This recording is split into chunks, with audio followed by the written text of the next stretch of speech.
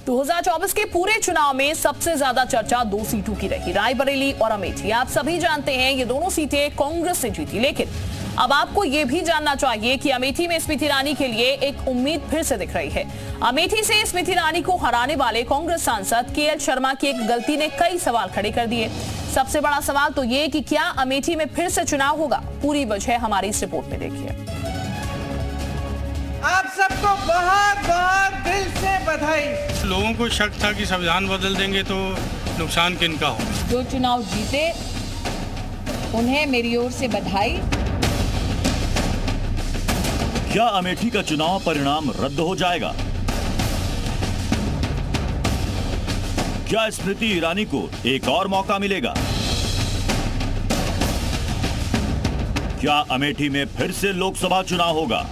राहुल गांधी और प्रियंका गांधी वाड्रा ने अमेठी में स्मृति ईरानी के खिलाफ केएल शर्मा पर सफल दांव चला था, लेकिन अब इस दांव पर कहीं पेपर का एक पन्ना भारी ना पड़ जाए। ये पेपर कांग्रेस सांसद केएल शर्मा के नामांकन पत्र के साथ जमा किया गया एफिडेविट है। 24 पन्नों के एफिडेविट का ये पहला पन्ना है। इस पन्ने पर केएल शर्मा का पासपोर्ट साइज फोटो लगा है। 24 पन्नों में कहीं भी कोई दिक्कत नहीं है, लेकिन पहले पन्ने पर एक खामी पकड़ी गई है। खामी यह है कि केएल शर्मा 18वीं लोकसभा का चुनाव लड़ रहे थे, लेकिन उन्होंने नामांकन पत्र के साथ दिए एफिडेविट में 18वीं लोकसभा की जगह 17वीं लोकसभा लिख दिया। गौर करने वाली बात यह है कि उस समय जब नामांकन पत्र भरा जा रहा था, तब जिलाधिकारी ने भी इस गलती पर ध्यान नहीं दिया। अब जब केएल शर्मा चुनाव जीतकर अमेठी के सांसद बन गए, तब पहले पन्ने की गलती बीजेपी की पकड़ में आ गई। ये जांच अधिकारी जो निर्वाचन अधिकारी होते हैं जिले के रहते हैं, उनको जांच करना था और उन्होंने किस दृष्टि से उस चीज़ पे जांच नहीं किया और उसको इग्नोर कर गई। ये विषय निश्चित रूप से गलत है। इसके लिए कार्रवाई जो चीफ नेतृत्व कहेगा वो करेंगे। अमेठी के बीजेपी जिला अध्यक्ष ने बात ऊपर तक पहुंचा दी है और वकील भी ताल ठोक रहे हैं।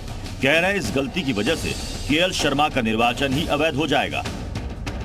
इस नामांकन पत्र के साथ जो एफिडेविट दाखिल किया गया है वो 18वीं लोकसभा का दाखिल ही नहीं किया गया है और इसलिए जो 17वीं लोकसभा का एफिडेविट दाखिल किया गया है वो एफिडेविट इस नामांकन पत्र के साथ पढ़ा नहीं जाएगा और इसलिए ये नामांकन पत्र पूर्ण रूपेण अवैध है और अवैध हो जाने के कारण चूंकि नामांकन पत्र ही अवैध है, इसलिए उनका पूरा निर्वाचन अवैध है। केएल शर्मा ने स्मृति ईरानी को 1,67,196 वोट से हराया था।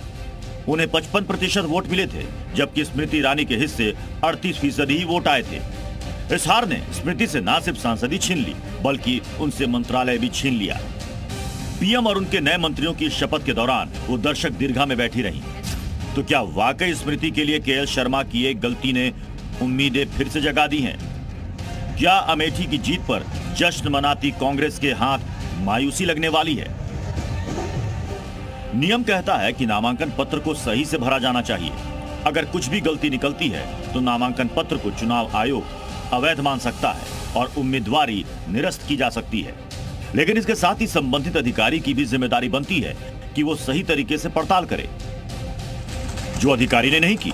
और अब इस चूक को बीजेपी मुद्दा बना रही है। लेकिन इसका परिणाम क्या होगा, कानूनी विशेषज्ञ क्या कहते हैं, सुनिए।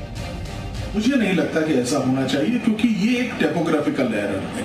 हम 18वीं लोकसभा की बात कर रहे हैं, उनके एफिडेविट में उन्होंने 17वीं लोकसभा लिखा है। ये एरर निर्वाचन अधिकारी का है, उनको उसको देखना चाहिए था। हो सकता है ये मामला अदालत में जाए, लेकिन उस चूक के लिए अगर केएल शर्मा पर कार्रवाई की जाती है तो फिर वो अधिकारी भी क्यों बचे, जो कम से कम इस गलती को उसी समय देखकर दुरुस्त करा सकते थे। ब्यूरो रिपोर्ट, जी मीडिया।